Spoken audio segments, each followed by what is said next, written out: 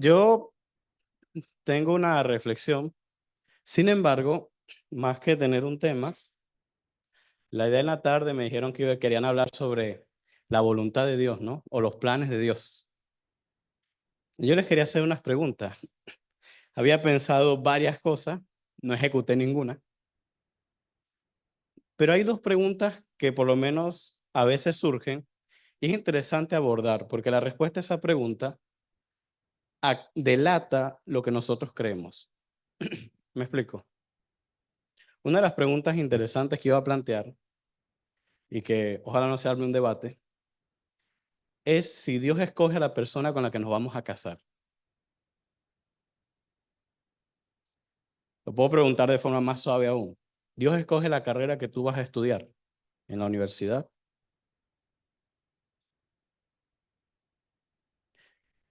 ¿Predestinó Dios a una persona en todo el universo para ti?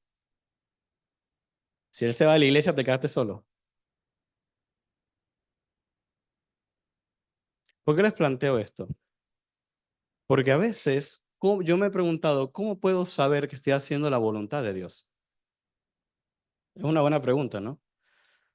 ¿Cómo ustedes saben? Por lo menos hay algunos que están casados y otros que están, bueno, no sé si están casados, pero están ahí. No digan, no respondas tan rápido, Ariadne, por lo menos duda. Dios mío. que- No te preocupes. Sí. Vale oro, no importa. Ah, mentira. Aquí no venimos a destruir amistades. Pero miren, ¿cómo pueden saber que eso es la voluntad de Dios? O una, ¿qué edad tienen ustedes? ¿Cómo? 18, meses tienes 14. ¿Y tú? 15, bueno, por lo menos. ¿Cómo una niña de 15 puede saber cuál es el plan de Dios? Es interesante, ¿no? Entonces, no sé si me prestan el controlcito. ¿O está aquí? Aquí está, perdón.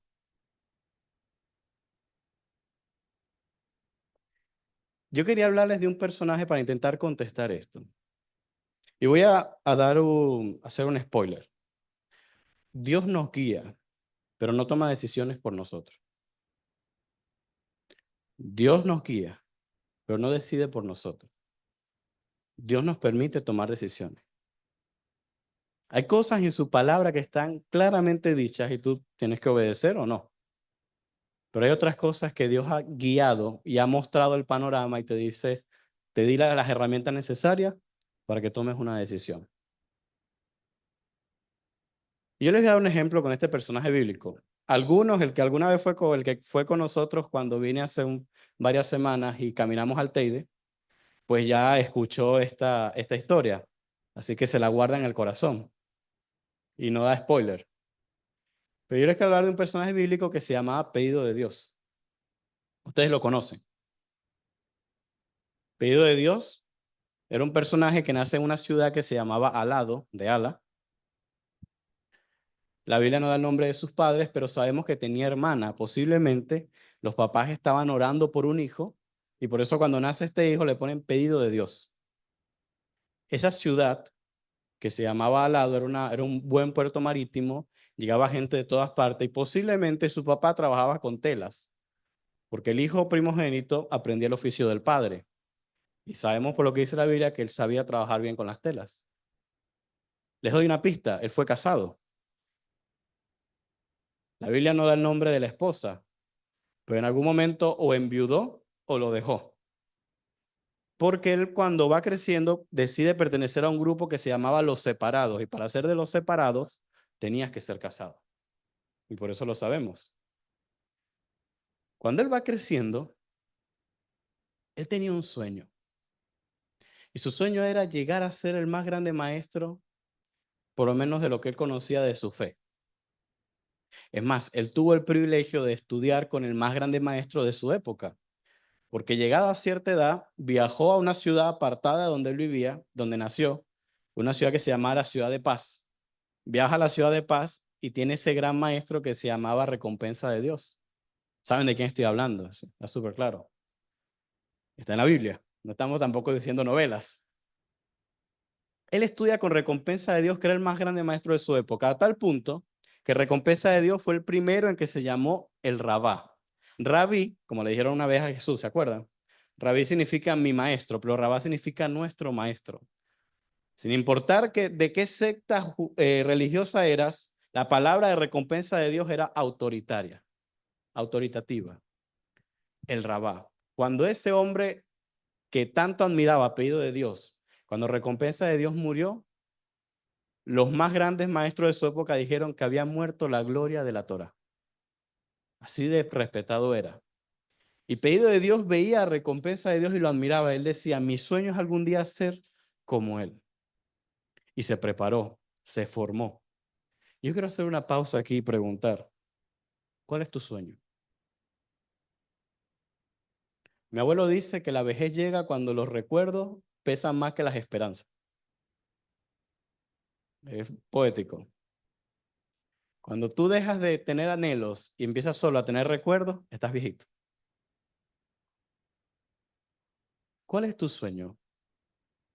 ¿Qué anhelas? ¿Hay algo que tú pienses y haga que te arda el corazón y decir, yo quisiera esto? ¿Cuál es tu sueño? Miren, qué difícil es para Dios guiar a una persona sin sueños. Pienso yo, ¿no? Aunque la palabra difícil y Dios no encajan en la misma oración, pero por usar una frase. Porque si tú no sabes a dónde ir o a dónde caminar, ¿cómo Dios te guía? Hay algunos pensadores, por lo menos Mark Twain dijo que dentro de 20 años estarás más decepcionado por las cosas que no hiciste que por las que hiciste. Si tus sueños no te asustan, no son lo suficientemente grandes, dijo otra persona, Richard Branson. Y hay una frase que una vez escuché en un camporé del pastor Fernando Zavala, la escuché, y me quedó en la mente. Yo tendría como 13, 14, 15 años, no sé qué edad tenía, pero me quedó en la mente. Fernando Zavala dijo, lo que tú eres o lo que yo soy es el regalo de Dios para mí. Lo que llegaré a ser es mi regalo para Dios. ¿Qué le vamos a regalar a Dios? ¿Cuál es nuestro sueño? ¿Cuál es tu sueño? Y si llega Dios y te demuestra que tu sueño y el de Él no es el mismo, ¿qué hacemos con tu sueño o con mi sueño? Miren, pedido de Dios, del que le estoy hablando, él tenía un sueño y luchó por él. Estudió, se preparó, se formó, hizo un doctorado en su área. Terminó y logró lo que tanto anhelaba. Se proyectaba a ser el mejor maestro de su generación. Era el alumno más destacado de recompensa de Dios. Y entonces volvió a su ciudad, porque era normal cuando tú te graduabas ir a hacer un viaje misionero, porque él estudió teología. Hizo un viaje misionero a su ciudad natal, que se llamaba Alado, y durante un tiempo estuvo allí predicando, y fue muy bueno, porque a esa ciudad llamada Alado venía gente de Éfeso, de Corinto, de Tesalónica, de Filipo, de todas partes del mundo, porque era un puerto marítimo. Y él ahí aprendió a tratar con todos ellos. Pero resulta que mientras él estaba allí en su ciudad, se levantó un maestro también muy destacable en la ciudad de Paz, que se llamó Salvación. Él tuvo un ministerio corto, nada más 3 años, Salvación. Y en esos 3 años y medio aproximadamente, que son 1260 días, irónicamente con Apocalipsis, en ese tiempo lo matan, lo crucifican y supuestamente resucitó. Pero conmocionó la ciudad a tal punto que cuando después, porque pedido de Dios nunca conoció en persona a Salvación, vuelve a la ciudad llamada Ciudad de Paz, él esperaba ser recibido como el mejor maestro. Pero todo lo que la gente hablaba era de que un tal Salvación había sido muerto y resucitó. Otros decían que el cuerpo lo habían robado sus discípulos, pero nunca encontraron el cuerpo. ¿Saben de quién estoy hablando, no?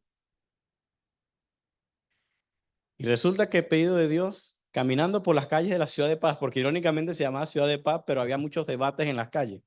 Ve un debate, pero él era doctor en teología y era la mayor promesa como maestro de su generación. Y se acercó al debate porque había un joven allí de ascendencia griega llamado Victorioso, debatiendo con los demás sobre que esa tal salvación había resucitado y era el ungido. Y él se acercó a debatir. Y para su chasco, resulta que Victorioso le ganó en Biblia. No puede ser. Si pedido de Dios era doctor en teología. Ofendido lo llevó ante la asamblea o Sanedrín. Y en la asamblea decidieron que la única solución para Victorioso era matarlo. Y lo matan apedreado. Era normal que cuando los más ancianos se quitaban la túnica, sí, lo que te llevaban encima, lo colocaban a los pies del más joven. Y él era el más joven, porque dice que colocaron a sus pies las ropas, no de Victorioso, sino de los ancianos. Posiblemente él no lanzó ninguna piedra por ser el más joven, pero fue el que más promovió esa muerte. ¿Saben de quién estoy hablando, no? ¿Todavía estás confundida, Celia? No pasa nada. Seguimos. Después de las preguntas ahí, no me extrañaría, Celia. Miren, las palabras de Victorioso golpearon la mente de Pedido de Dios. La golpearon fuerte. Porque muchas dudas que Pedido de Dios tenía se contestaban con lo que decía Victorioso, pero había un problema. Si Victorioso tenía razón, lo que Pedido de Dios creía era mentira o estaba equivocado. Y si lo que Pedido de Dios creía estaba equivocado, él no podía ser el mejor maestro porque tenía que enseñar una mentira. Y si él no hacía eso, se le caía su sueño. Y qué doloroso es que te quiten un sueño. Cuando yo estaba terminando teología, yo siempre he tenido la dicha de que me he topado en mi vida con personas que me han dado una oportunidad. Y eso es lo más valioso que tú le puedes dar a alguien, una oportunidad. Y la que fue mi profesora, que ojalá no vea esto que voy a decir, ella fue mi profesora de música en la universidad y todo eso. Ella siempre me trató con mucho aprecio y me acogió. Y cuando fue la pandemia, yo me quedé encerrado en la universidad y un día me invitó a comer. Y yo voy a almorzar y ella estaba cocinando y yo estaba ayudándola ahí en la cocina. Ya era mi último año de teología, la conocía bastante bien. Era la esposa o es la esposa del que fue mi decano de teología. Y ella me dijo, Eduardito, ¿qué vas a hacer cuando te gradúes? ¿Cuáles son tus planes? Y yo me abrí el corazón porque confiaba en ella, como no lo había hecho con nadie. Le dije, bueno, profe, le voy a comentar, porque yo huía a esa pregunta. Y le dije, profe, yo anhelo hacer una maestría, me gustaría hacer esto. Y le comencé a decir universidades. Esta universidad, por ejemplo, en mi mente estaba Andrews, por ejemplo. Estaba La Sierra, que está en California. Está esta universidad, si yo logro hacer esto y ahorrar esto durante tanto tiempo, puedo hacer esto. Y le empecé a contar el plan maestro. Yo tenía el mundo resuelto. Y cuando terminé, me dijo, ¿tú conoces a alguien que haya hecho eso? ¿De aquí de Venezuela? Sí, el pastor Andy Espinosa, que ahorita es pastor en Dubái, ya no, ahora es pastor en los países árabes, en otra parte de los países árabes, en la universidad que tenemos allá en los, ¿cómo se llama? Bueno, en tierra, la ventana 1040. Y el pastor Ezequiel Graterol, que es pastor en la universidad ya que tenemos también en Estados Unidos, en Texas, él hizo esto. Y la profe me dijo, Eduardito, pero Andy y Eliezer tenían plata, porque son de familia de plata, y tú no tienes plata. Y a mí se me reventó el corazón, y es culpa mía, yo no tenía que decirle nada, yo tenía que decirle no sé. Pero que te toque en el sueño te duele. A mí me dolió. Yo le dije, gracias, profe. Mi respuesta fue, bueno, profe, tiene razón, yo no tengo plata. Pero cuando Eliezer se arrodilla a orar y Andy se arrodilla a orar, y yo me arrodillo y le oramos al mismo Dios, que él verá qué hace conmigo. Y bueno, y aquí estoy. Dije, tome, profe. No, mentira. No, ella siempre me trató muy bien. Ese día que me dolió. Pero es que saben, que te den en el sueño te duele. Los sueños duelen que te los toquen. Te digan que no puedes. Duele. Y oye, pedido de Dios tenía que decidir si cumplir su sueño o creer lo que dijo Victorioso. Y él se fue por su sueño. Decidió que iba a acabar con todos los que predicaban lo que predicaba ese tal Victorioso, de ese tal salvación que murió y resucitó.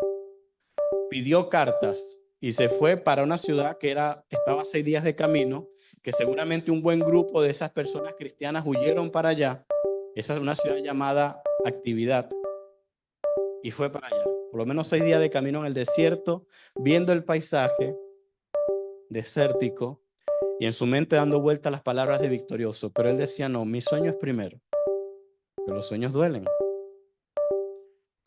Resulta que iba llegando a la ciudad llamada Actividad y una luz viene del cielo Él cae, la Biblia no dice de qué cae, la tradición dice que de un caballo, pero bueno, la Biblia no lo dice, pero es posible. Cae en el suelo y una voz le dice, pedido de Dios, pedido de Dios, pedido de Dios, ¿por qué tú me persigues? Claro que el pedido de Dios es Saulo, ¿no? En hebreo. Y entonces le dice, ¿quién eres, Señor? Yo soy salvación a quien tú persigues. Dura cosas te es dar cosas contra el aguijón. En otras palabras, el aguijón era como una vara que le ponían un clavo en la punta y pinchaban al ganado para que se moviera. Y le dice, tengo tiempo pinchándote, y cuando el ganado no se quería mover y daba patadas, estaba dando cosas contra el aguijón. Y le como que le decía, tengo tiempo pinchándote para que te muevas. ¿Y por qué te hieres a ti mismo? ¿Por qué no haces caso? Yo soy salvación. ¿A quién tú persigues? Pero imagínense al pobre Saulo. Se le acabó el sueño. Porque ahora él sabía que era hacer lo que Dios quería o su sueño. ¿Y qué haces tú si se presenta a Dios y te muestra que tu sueño no es su sueño? Es doloroso, ¿no? Pero quiero hacer una pregunta. ¿Valió la pena que él tuviese un sueño? ¿Vale la pena que tú tengas un sueño si de repente Dios se aparece y te dice, este no es mi sueño? ¿O habría sido mejor que no tuviese sueño y vivas la vida esperando que se aparezca Dios y te diga, haz esto? ¿Qué piensas? ¿Por qué un sueño si se te puede romper? ¿Mm? Claro, estamos hablando aquí de buenos sueños, no estoy diciendo que sueñense asesinos. Es decir, eso es otra cosa, eso te lo va a romper, pero la ley. No, no, no es eso. Pero a veces tenemos anhelos y metas que no necesariamente son malas y nos preguntamos, ¿será que Dios quiere esto? Pero miren, gracias a que ese hombre, pedido de Dios, Saulo, tenía un sueño, él estudió, se preparó como teólogo. Aprendió hebreo, aprendió griego por lo menos, latín, porque era romano. No sé si habrá llegado a incursionar en el español, porque él quería ir a España. Incluso usted va a Cataluña y le van a decir en Cataluña que él seguramente llegó a Cataluña, porque los catalanes son dueños del mundo. Miren, gracias a su sueño, él se preparó. Gracias a su sueño, él tuvo que ser misionero en su ciudad llamada Tarso o Alado, que era un puerto marítimo. Y él desde joven aprendió a predicarle a gente de Corinto, de Tesalónica, de Filipo. Dios estaba formándolo por medio del sueño de él, para en algún momento guiarlo al suyo. ¿Saben por qué? Porque nosotros crecemos cuando tomamos decisiones. Dios en su palabra nos orienta, nos guía, pero tú debes tomar decisiones. Yo voy a decir algo atrevido. Y si a alguien no le gusta, después lo explicamos con la Biblia, no hay problema. Pero no es que tú naciste y Dios dijo, vas a estudiar esto y te vas a casar con esto. Puede ser que Dios te haga como a Jeremías y te diga, no, no, no, mira, esto es lo tuyo, ok. Porque Dios tiene el poder y puede intervenir en esa manera, sí. Pero la regla general en la Biblia es que Dios te deja tomar decisiones. Y Él mostró en su palabra, y dice, Señor, ¿cómo sé que es para mí? Oye, si esa persona está conforme a la palabra, si va en la misma dirección, está bien. Y les voy a dar un ejemplo aquí. ¿Ustedes han escuchado que la Biblia dice, no unáis en yugo desigual con los incrédulos? ¿Qué es un yugo desigual? Sí, pero literalmente, ¿qué es yugo desigual? ¿De dónde viene la expresión? De los animales. ¿Qué era el yugo? Colocaban el yugo sobre dos bueyes. Ahora, si uno era muy grande y otro más pequeño, el más pequeño iba a sufrir más o el más grande. El yugo desigual era básicamente un yugo que estaba mal puesto. Tenía que estar nivelado para que funcione. Todo aquello que no funciona puede ser un yugo desigual. Tú puedes conocer a una persona que quieres y es de la iglesia y temen a Dios y su anhelo es vivir en Alemania y tu anhelo es vivir en Argentina. Y ahí seguramente te metes a sufrir porque van en dos direcciones diferentes. Eso también puede ser un yugo desigual. ¿Me hago entender? No necesariamente es que una persona no crea lo mismo que tú. Basta que no vaya en la misma dirección que tú. Eso también es un yugo desigual. Y por eso Dios nos deja tomar decisiones. Porque el problema de nosotros los jóvenes no es que Dios nos muestre qué hacer. El problema es que nosotros no tenemos idea qué queremos. No sabemos qué queremos. Estamos esperando que llegue algo. Y no voy a empezar a tirar edades y eso porque voy a herir. Y no es la idea, es decir, para nada es la idea. Pero el problema es que nos metemos en situaciones apresuradamente, sin saber lo que queremos. Y cuando sabemos lo que queremos, ya estamos bastante comprometidos. La soltería no es la etapa para buscar pareja. La soltería es una gran oportunidad para aprender qué queremos en la vida, para servir a Dios, para saber en qué dirección vas. ¿Sí me explico, hermano? ¿Me siguen? ¿O los perdí o me odian? Puede ser también, es decir, no es monedita de oro. Jesús predicaba, ellos lo amaban o lo querían matar. Nunca había término medio. Pero miren, el gran problema de nosotros es que no sabemos lo que queremos. Queremos que Dios nos diga qué queremos. Y cuando sale mal es culpa de Dios. Y tenemos a veces hermanas en la iglesia sufriendo maltrato, creyendo que esa es la relación que Dios quería para ellos. Maltrato. Cuando en la Biblia siempre se vela por el débil, no por el opresor. Permítame escuchar un amén. El peligro es que a veces nosotros espiritualizamos tanto las cosas que queremos culpar de todo a Dios. Y Dios quiere que tomemos buenas decisiones. En su palabra te mostró cómo quiere que vivamos. Y nosotros podemos ver su palabra y saber que si estamos haciendo algo que no va en contra de ella, estamos en la dirección correcta. Puede ser que cuando vas en la dirección y tú crees que es correcta, te pase como a pedido de Dios. Y Dios te hable y te diga, este no es el camino. Y ahí podrás tomar otra dirección. Pero si pasas la vida esperando que una voz te diga por aquí, por allá, por este lado, es casi como querer culpar a Dios de nuestras malas decisiones. Miren, al final, al pobre pedido de Dios se le acabó su sueño. Pero él cambió de sueño. Porque cuando él escribe, él se cambia el nombre, y eso es interesante. Se coloca por nombre pequeño, Pablo. Y él cada vez que escribía una carta decía el pequeño apóstol de Jesucristo a los Filipos. En Filipense, él llega a decir, mire, lo que para mí era ganancia, lo he estimado como pérdida por amor de Cristo. Ya yo no tengo ese anhelo. Ese no es mi sueño ya. Ciertamente no estimo todas las cosas como pérdida por la excelencia del conocimiento de Cristo Jesús, mi Señor. Y es tremenda la última frase. Por amor del cual lo he perdido todo y lo tengo por basura para ganar a Cristo. Nuestra meta debería ser soñar, tener meta, avanzar, sí es bueno, pero tener una relación con Dios tan estrecha que entiendas cuando Él te diga, aquí no es hijo, y podamos obedecer. Pero hay que tener esa relación. Él mismo entendió que los caminos de Dios son mucho más grandes que los que él podía entender. Es más, escribió este versículo tremendo. Él dijo que Dios es poderoso para hacer todas las cosas mucho más abundantemente de lo que pedimos o entendemos. En griego la construcción es fascinante, porque en griego es una hipérbole muy exagerada. Dice infinitamente más de lo que pedimos o entendemos y aún más. Es una exageración intencional. En otras palabras, no, yo a veces decía, tal vez Dios quiere lo que tú quieres. No, no, Dios no quiere lo que queremos. Dios siempre quiere mejor, porque nuestra vista es pequeña. Pero él cambió su sueño. ¿Y saben cuál era el sueño, el pedido de Dios? Antes de eso le muestro este texto, que lo puse ahí porque es algo interesante.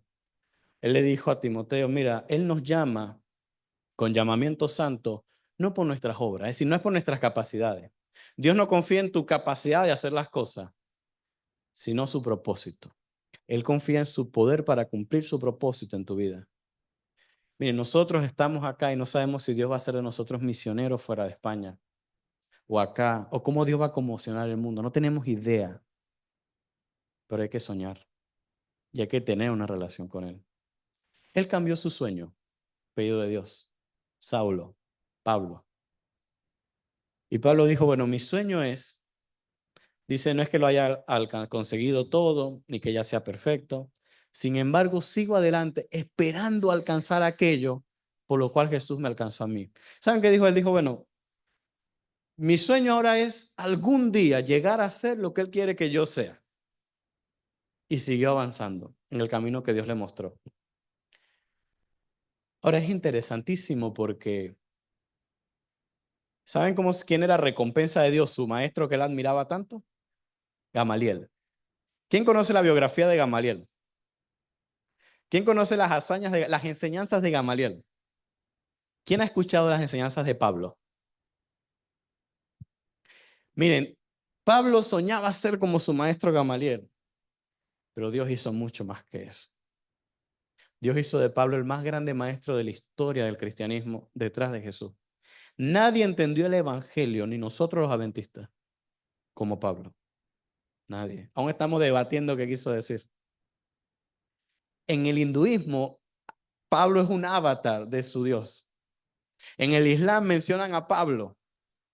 Y en el cristianismo no ha habido más grande maestro después de Jesús que el apóstol Pablo. Dios no hizo de Pablo el más grande maestro del judaísmo.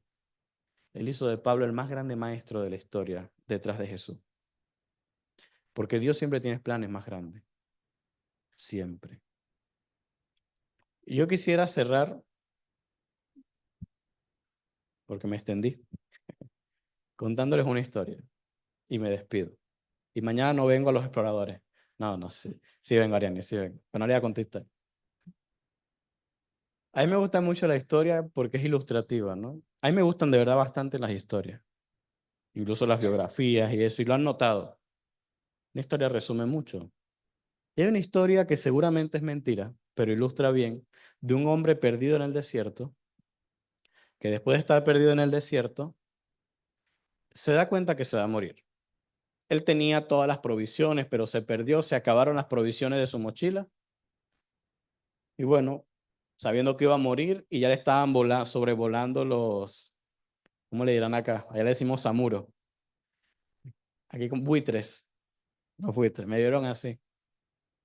Los buitres se meten en una cueva y él se mete en la cueva porque dice, bueno, voy a morir, pero aunque sea que no me coman los buitres. Y estando allí acostado, esperando la muerte con mucha sed, tira la cabeza hacia la derecha y mira una jarra grande con agua.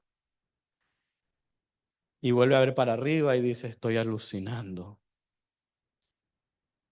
Pero comienza el pensamiento. ¿Y si es de verdad? No pierdes nada.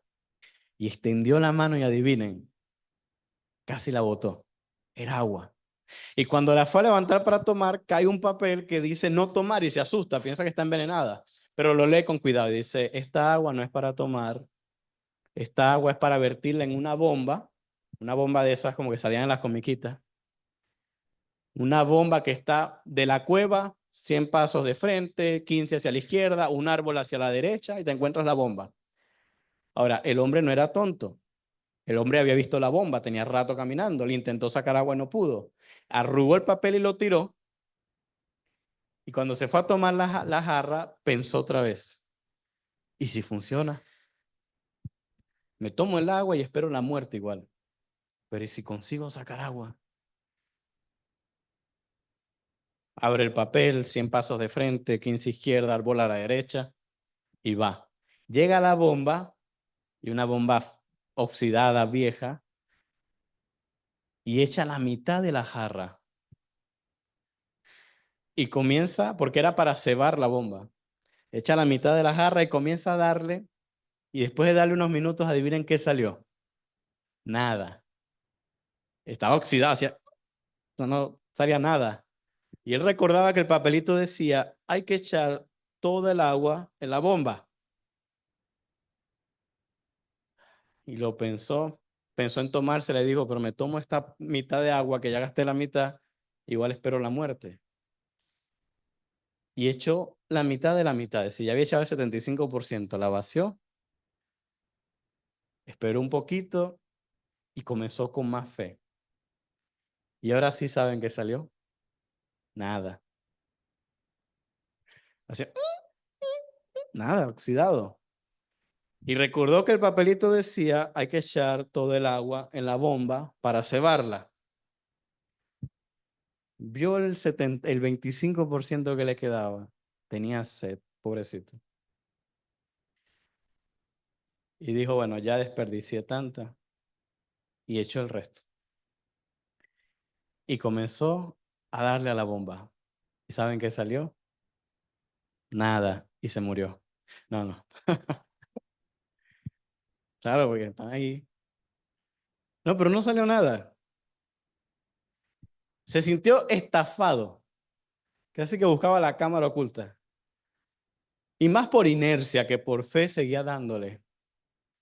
Y de repente comenzaron a caer trozos de óxido. Y empezó a humedecerse ese metal lleno de óxido marrón. Y después de unos segundos más, ¿saben qué salió? Agua. Por fin, un agua marrón y sucia, tanto tiempo sin usarse eso. Pero después de unos segundos empezó a salir agua limpia. Tomó agua, hizo de todo. Es como cuando llega el agua a nuestros países, lavó, hizo de todo. Oye, el que se ría ha pasado necesidad. Y cuando hace de todo al final, vuelve a llenar su cantimplora que había vaciado todo lo que tenía y volvió a llenar la jarra. Y le fue a la cueva al mismo sitio y la colocó en el mismo lugar y tomó el papelito y le escribió una postdata antes de irse. Y le puso lo siguiente, puso postdata. Esto realmente funciona, pero tienes que entregarlo todo. Y miren, servir a Dios sí funciona. Que Dios guíe tu vida sí funciona. Tú tienes que soñar y anhelar, pero estar dispuestos también a entregar todo si Él te lo pide. El tema es que Dios siempre te va a pedir para darte mucho más de lo que tú anheles. Pero Dios es maravilloso. Que el Señor les bendiga, muchachos y hermanos.